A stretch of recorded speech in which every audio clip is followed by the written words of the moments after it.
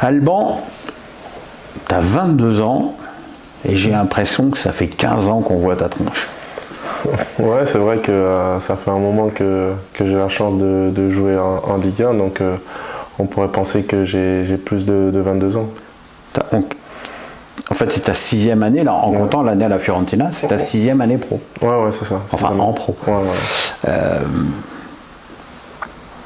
Si je devais faire un résumé de ce qui est pour moi Alban Lafont, je dirais début tonitruant avec Toulouse, un peu de mal à finir, un départ avec à la Fiorentina où ça se passe pas bien, tu vas nous raconter ça, et une arrivée ici où je te trouve pas top, pas décisif, et cette année, c'est la métamorphose. Est-ce que tu es d'abord d'accord avec cette analyse? Et est-ce que et comment tu l'expliques? Ouais, je dirais que c'est vrai que j'ai commencé fort avec Toulouse, où vraiment j'ai fait un très très bon début. Après, c'est sûr qu'en général, pas tous les gardiens, mais il y a un moment où voilà, il y a une petite baisse, où c'est un peu plus compliqué. Ben, ça a été pour moi. Après, j'ai eu la chance de continuer à jouer, de continuer à prendre en expérience, à progresser. Donc voilà, après je suis parti en Italie. C'était important pour moi de partir de Toulouse parce que voilà, c'est mon club formateur et il fallait un moment que je me mette un peu plus en difficulté. Ça s'est pas passé comme je voulais, mais j'ai beaucoup appris aussi. Hein. Chaque saison... T'as joué combien de matchs à la Fiorentina? J'en ai joué 32. Ah oui, quand même. J'ai fait une saison pleine. J'ai joué la coupe aussi, où on était allé jusqu'en demi-finale. Mais c'était sur un point de vue mental et je sentais pas qu'on avait confiance en moi. Je me sentais pas à ma place tout simplement et voilà après. J'ouvre une parenthèse. Est-ce que tu penses que ça avait un rapport avec le fait d'être noir? Non, je pense pas, mais c'est vrai que l'Italie c'est spécial. Après, j'ai pas envie de dire parce que je suis noir ou quoi que ce soit, non, je pense pas, parce que si t'es bon, que tu sois noir ou blanc, c'est la même chose. Donc je pense pas que c'est joué et voilà, après j'ai eu l'opportunité de venir à Nantes où j'ai senti la confiance du président, de tout le monde, du coach. Et, lequel? À l'époque c'était Vaïd. C'était Vaïd et bon, il n'est pas resté. De tête, t'es capable de me dire combien t'as eu de coach depuis que t'es à Nantes? J'en ai eu 4. Ouais, 5. Vaïd, Christian Gourcuff, Pat,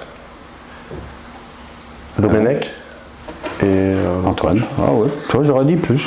Pourquoi je suis mauvaise langue? Non, mais c'est parce que ça a changé rapidement, du coup on pouvait penser que. Ah ouais, c'est Raymond, il est venu, il a pris les équipements, il est reparti. C'est Jean-Jacques Servan-Chabert de FC Nantes. Ouais, il est pas resté très longtemps, du coup c'était assez compliqué pour nous les joueurs aussi parce que voilà, faut vite s'adapter. Et après avec l'arrivée du coach Comboiré, j'ai senti énormément de confiance de sa part. Il m'a dit les choses clairement. Et c'est quoi les choses clairement? Qu'il fallait que je me mette au boulot, que j'avais un énorme potentiel et qu'il fallait pas que je gâche tout simplement. Fallait que... Et il avait raison, tu bossais pas assez? Ouais, je pense qu'il avait raison.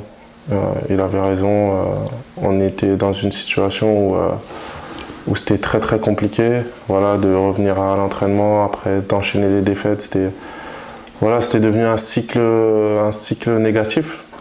Donc voilà, il est arrivé et voilà, il m'a tout de suite mis les idées en place et j'ai accroché à 100% avec son discours. C'est quelqu'un d'extrêmement franc. Voilà, il dit les choses comme il le pense et voilà, et moi c'est ce que je recherche. Et là, donc vous vous sauvez miraculeusement l'année dernière contre Toulouse. Ça t'a fait quelque chose que ce soit contre Toulouse? Forcément, parce que c'est mon club formateur, c'est là où j'ai commencé, donc ça m'a fait quelque chose.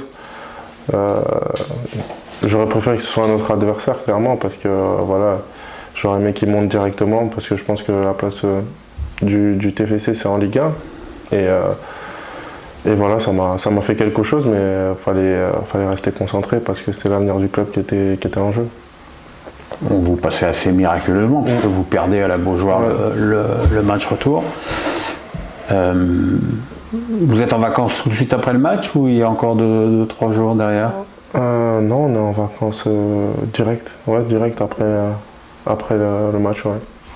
Et quand tu te retrouves chez toi le soir, de ce sauvetage, tu te dis quoi? Ouais, c'est compliqué parce que on y pense quoi. 2-3 jours, les nuits, c'est pas très facile parce que c'est l'avenir d'un club qui est en jeu et de nombreux salariés et c'est une pression qui est dure à supporter pour des joueurs. Donc voilà, mais comme ça s'est bien fini, forcément, on était très content de partir en vacances. Et quand tu reviens, tu te dis quoi? Surtout pas la même galère que l'année dernière? Ou tu sens quelque chose? Il y a une forme de confiance? Tu te dis, ah, cette année, je sais pas pourquoi. Moi, déjà que le fait que le coach soit resté, qu'il y ait une structure qui soit installée, je me dis que bon, on peut repartir sur quelque chose de bien, surtout que on a un bon effectif, on a de très bons joueurs. Donc voilà, il y a quelque chose à faire. Après, c'est à nous sur le terrain de tout mettre en œuvre. Je sais que si on ne bosse pas ensemble, si on ne fait pas les efforts ensemble, c'est sûr que ça va être compliqué et qu'on va refaire comme l'année dernière. Donc voilà, ça dépend de nous, tout simplement.